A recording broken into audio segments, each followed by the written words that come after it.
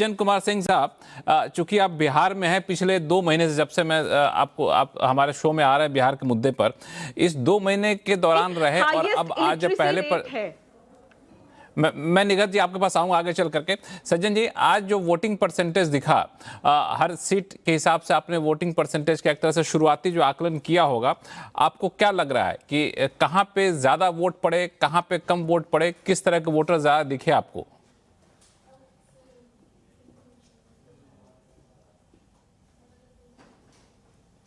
सज्जन जी, आप म्यूट पे हैं। जी जी लक्ष्मण जी, देखिए ये वोटिंग परसेंटेज का आप देखें तो सीट बाई सीट अभी उतनी गहराई से देखना नहीं हुआ है, लेकिन जिलों के हिसाब से देखने को मिला कि जैसे आप देखिए वैशाली में कम है, बेगूसराय में बहुत ज्यादा है, शहरों में गांव के तुलना में कम है, लेकिन फिर भी पहले के चुनाव की तुलना में काफी ज्यादा है। तो उसको 2-3 तरीके से देखें कि स्विंग फैक्टर क्या है, और ये बात निश्चित तौर पे जब तक परिणाम नहीं आ जाता है तो लोग अलग तरीके से उसको इंटरप्रेट करते हैं, लेकिन जहां तक इसको कुछ चीजें क्या इस तरीके से, सज्जन जी, इस तरह से देखना, इस तरह से देखा आपने क्या कि जहां पे महागठबंधन के मौजूदा विधायक ज्यादा हैं वहां पे वोटिंग परसेंटेज कम पड़ा है कि ज्यादा पड़ा है, जहां पे एनडीए के विधायक ज्यादा है वहां पे वोटिंग परसेंटेज कम पड़ा है कि ज्यादा पड़ा है? इस तरीके से आपने देखा क्या? नहीं, उस तरीके से नहीं देखा, लेकिन एक पैटर्न समझ में आया है, क्योंकि हम लोगों ने कैंडिडेट जब अलग अलग पार्टियों के द्वारा दिया गया था, तो आप जब ग्राउंड पे जाते हैं तो दिख जाता है, क्योंकि हम स्कीम्स की, लीडरशिप की, महिलाओं की, युवाओं की, एक बड़े स्तर पे बड़े वेरिएबल्स को के आधार पे चुनाव का आकलन करते हैं। एक फैक्टर जो इसमें थोड़ा कम ध्यान दिया गया पूरे चुनावी प्रक्रिया के दौरान, वो था कैंडिडेट का फैक्टर। और जब मैं कैंडिडेट की बात करता हूं तो किसी पार्टी की बात नहीं है, हर पार्टी में कुछ कैंडिडेट जो है वो रिलेटेबल हैं, उनसे सरोकार रहता है जनता का, और बहुत सारे कैंडिडेट वो हैं जो रिलेटेबल नहीं है। लोगों को लगता है कि चलिए पार्टी के नाम पे तो दे देंगे, लेकिन कैंडिडेट कोई और आता तो और अच्छी बात। और ये हर पार्टी में सापेक्ष है। तो वैसी स्थिति में हमने देखा है कि जहां जहां हमारा एक आकलन है कि कैंडिडेट अलग अलग पार्टियों के वैसे दिए गए जिनके तुलना में वहां की जनता किसी और कैंडिडेट की अपेक्षा कर रही थी, वहां पे वोटिंग परसेंटेज थोड़ा कम है। तो मान के चलिए कि कैंडिडेट की रिलेटेबिलिटी एक फैक्टर है। जैसे आप देखिए वैशाली में थोड़ा कम है, उसका एक कारण बहुत बड़ा ये है कि वहां पे बहुत सारी सीटों में, चाहे गठबंधन का हो चाहे वो एनडीए की तरफ से हो, बहुत सीटों में ऐसे कैंडिडेट दिए गए जहां पे कोर वोटर्स के बीच में वो उत्साह जो है, कमिटेड है लेकिन उत्साह थोड़ा कम है। पहला तो ये है, तो ये एक बड़ा फैक्टर है। दूसरा, आप जरूर ये देखें कि प्रशांत किशोर का फैक्टर इस बात से नहीं इस चुनाव में देखा जाना चाहिए कि उनकी सीटें कितनी आएंगी, उन्होंने वोट परसेंटेज कितना अपनी पार्टी के लिए बनाया है। उनकी एक बहुत बड़ी सक्सेस इस बात से मापी जानी चाहिए कि इस बार मुद्दों को लेके उन्होंने काफी डाइवर्सिफाई कर दिया इलेक्शन को। ये केवल कास्ट नहीं बल्कि कास्ट और प्लस के, और इस प्रेशर में बाकी पार्टियां भी आई कि जहां पे वो पुराना जो सेटल्ड इक्वेशन था उससे आगे आने के लिए हर पार्टी को काफी ज्यादा उद्वेलित होना पड़ा। तो वैसी स्थिति में आप देखेंगे कि महिलाओं का तो एक प्लस फैक्टर था। जो पुरुष युवा है, जब हम यूथ की बात करते हैं तो मान के चलिए उसमें आधा तो महिला पक्ष में जाता है, लेकिन जो पुरुष युवा हैं उनमें थोड़ी बहुत निराशा या उत्साह वाले, उनके पास कोई बहुत ज्यादा इंसेंटिव इस बार वोट करने का नहीं था। तेजस्वी यादव को ज्यादा मौका दिया जाना चाहिए था, लेकिन चूंकि मुद्दा शुरू से इस इलेक्शन का कांग्रेस के द्वारा डोमिनेट किया गया था, मैनिफेस्टो के रिलीज होने के पहले तक एसआईआर और वोट थेफ्ट के मामले पे जो कांग्रेस का मुद्दा था, तेजस्वी यादव उसको सपोर्ट करते देखे थे, इसलिए वो बन नहीं पाए। तो 2020 में जो तेजस्वी युवाओं के एक आकर्षण बने थे, मुस्लिम यादव के बियॉन्ड भी युवाओं के लिए, वो इस बार हमें जमीन पे नहीं दिखा। तो एक तो कैंडिडेट और दूसरा जो पुरुष युवा है, ये दो फैक्टर जहां ज्यादा दिखा, ये स्विंग फैक्टर में ज्यादा आपको दिख रहा है, और जहां पे कैंडिडेट से रिलेटेबिलिटी थोड़ी कम थी वहां कम दिख रहा है। शहरों का मतदान हमेशा गांव से कम होता है, इसलिए बहुत आश्चर्य नहीं है। इस बार ज्यादा क्यों हो रहा है, एक तो मैं कह रहा हूं कि महिलाओं और बाकी का एक मुझे लग रहा है लोगों ने मान लिया है कि नीतीश जी का अंतिम चुनाव है, और ये दिख रहा था एक ग्रेटिट्यूड जो 2020 से ज्यादा इस बार दिख रहा है। और दूसरा, याद रखिए कि 2020 कोविड के दौर में हुआ चुनाव था, ये कोविड के बाद का चुनाव है। इस चुनाव में बहुत सारे प्लेयर्स थे। प्रशांत किशोर जैसों की भूमिका इस बात से आंकी जानी चाहिए कि इस बार जो मतदाताओं का वर्ग है वो काफी सक्रिय रहा। अंत में कोई अपना वोट वेस्ट नहीं करता है, वो जीतते कैंडिडेट को देना चाहता है। इस कारण से बहुत सारे लोग जनसुराज को जो देना चाहते होंगे वो नहीं दिए, लेकिन निश्चित तौर पे सक्रियता बढ़ी है। आप देखिएगा एक बात, नोटा वोट की संख्या इस बार घटेगी, इंडिपेंडेंस वोट की संख्या घटेगी, क्योंकि इस बार लोगों ने क्लियरली दो धुरी में चुनाव को देखा है। और उस कारण से चाहे महिला हो, चाहे आप कास्ट और कम्युनिटी इक्वेशन पे देखें, चाहे आप लीडरशिप के फैक्टर पे देखें, नीतीश वर्सेस तेजस्वी, लोग बात कर रहे थे। एक फैक्टर जिसपे थोड़ा सा डिप हुआ है, उत्साह कम हुआ है, वो बहुत सारी पार्टियों ने ऐसे कैंडिडेट्स दिए हैं जिनकी रिलेटिबिलिटी थोड़ी कम थी, और मुझे लगता है वो एक बड़ा कारण है कि चुनाव का परसेंटेज जिन जिन विधानसभा में कम हुआ है, कैंडिडेट की रिलेटिबिलिटी कम होना एक बड़ा कारण है। जी लक्ष्मण जी, ये एक बड़ा कारण है। हालांकि चुनाव आयोग की तरफ से जो ताज़ा आंकड़े आए हैं, डेटा आ गया है चुनाव आयोग की तरफ से आधिकारिक तौर पर, और वो कहा गया है कि अब तक का सबसे रिकॉर्ड वोटिंग यहाँ पर हुई है। रिकॉर्ड वोटिंग का मतलब जो है, उन्होंने टोटल परसेंटेज दिया है वो आपको है 64.66%। 64.66% की वोटिंग हुई है, चुनाव आयोग का डेटा आया है। और इससे पहले 1998 में 64.6% हुआ था। उसके बाद का ये सबसे बड़ा डेटा है। 2000 में 62.57% की वोटिंग हुई थी।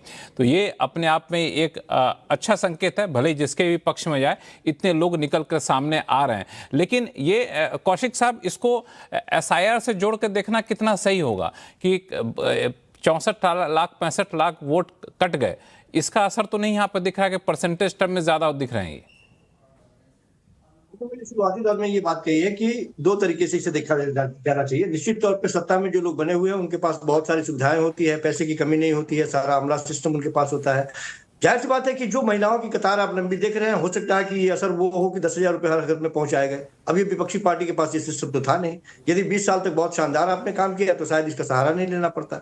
दूसरी बात, राहुल गांधी लगातार ये बात, हालांकि ये केवल बिहार के परिप्रेक्ष्य में नहीं था, राहुल गांधी समग्र हिंदुस्तान के परिप्रेक्ष्य में ये बात कह रहे हैं कि वोट चोरी लगातार हो रही है और गलत तरीके से इस तरह से वोट को डिलीट किया जा रहा है, या फर्जी नाम पते पर एक पते पर 500-500 लोगों के नाम और वोटर कार्ड बने हुए हैं। तो वो जिस तरह से तथ्यात्मक रूप से अपनी बात रख पा रहे हैं और बात रख रहे हैं वो राहुल गांधी, सवाल का जवाब देना चाहिए इलेक्शन कमीशन को, लेकिन इलेक्शन कमीशन एक लाइन में कहता है कि हम बड़े ईमानदार हैं, राहुल गांधी की बातें बेबुनियाद है, सच्चाई हमारे आंखों में देखिए।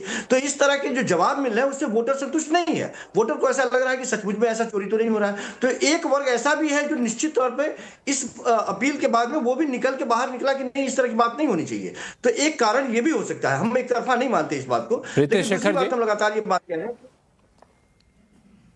प्रीति शेखर जी, एक कारण ये भी हो सकता है कि राहुल गांधी ने वोट चोरी का आरोप लगाया, तो उस वोट चोरी को खारिज करने के लिए, उसको कह सकते हैं कि उसके असर को कम करने के लिए वोटर ज्यादा निकल के आ रहे हैं। अब ऐसा बिल्कुल भी नहीं है। वोट चोरी का जो आरोप विपक्षी लगा रहे थे, दरअसल वो आपस में महागठबंधन के लोग ही आपस में अपने अपने सीटों की चोरी कर रहे थे। कहने को दोस्ताना लड़ाई वो लड़ रहे हैं, लेकिन आपस में वो जुत्तम पैजार वाली लड़ाई लड़ी जा रही है कई सीटों पर। तो ये वोट चोरी का आरोप लगाने वाले वोट चोर कौन है, कौन किसकी वोट चोरी हुई, वो तो सामने आए नहीं। जिसने अब आवेदन दिए उसका निराकरण हुआ, और जो लोग आए ही नहीं उसके लिए वो हाय तौबा मचा रहे हैं। तो आपके जो सिर्फ टीवी स्क्रीन पर आकर वोट चोर का नारा लगाना, वोट चोरी का आरोप लगाने से तो कुछ होता नहीं है। आप में यदि सत्यता थी तो आपको सामने आना था, लिखित में आपको आवेदन देने थे और उसके लिए समय मिला था, उसका निराकरण होता। लेकिन आरोप लगाने से सत्य नहीं होता और सच्चाई कभी छिप नहीं सकती। सच्चाई यही है कि बिहार में एनडीए सरकार ने चहुं ओर विकास कार्य किए हैं, हर वर्ग इससे खुश है। अति पिछड़ा को आरक्षण मिला है, लोगों को, अल्पसंख्यकों को समान रूप से समान अवसर मिले हैं, महिलाओं को काम मिला है, आर्थिक रूप से संपन्न हुई है, युवाओं के हाथ में रोजगार मिला है। तो किधर हमारा काम बचा रह गया? और जो भी अब इंडस्ट्रियलाइजेशन और इस तरफ हम लोग औद्योगिकरण की तरफ जब हमारे बिहार को बढ़ाने की बात है, तो निश्चित तौर पर बिहार की जनता एनडीए के साथ है और इसीलिए लोग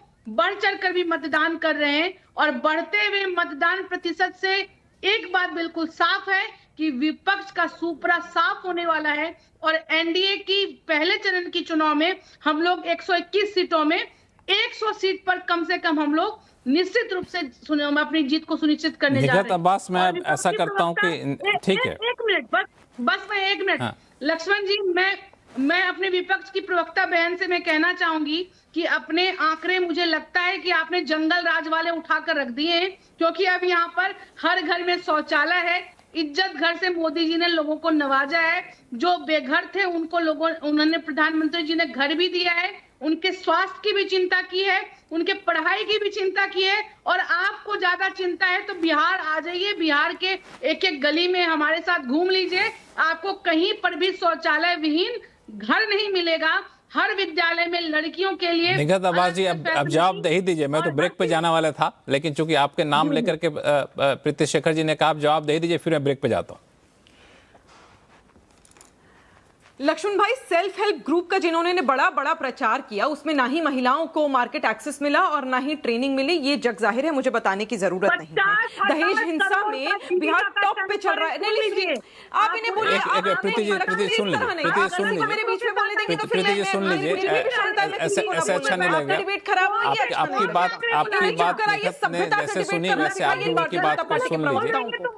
एक मिनट प्रीति शेखर जी को सुन लीजिए उनकी बात। निगहत अब्बास जी बोलिए। सिखानी आती है, बोलिए, इन्हें बोलिए, सभ्यता से डिबेट करेंगी। महिला है, मैं भी सम्मान कर रही हूँ, मैं भी महिला है, आप भी सम्मान करिए।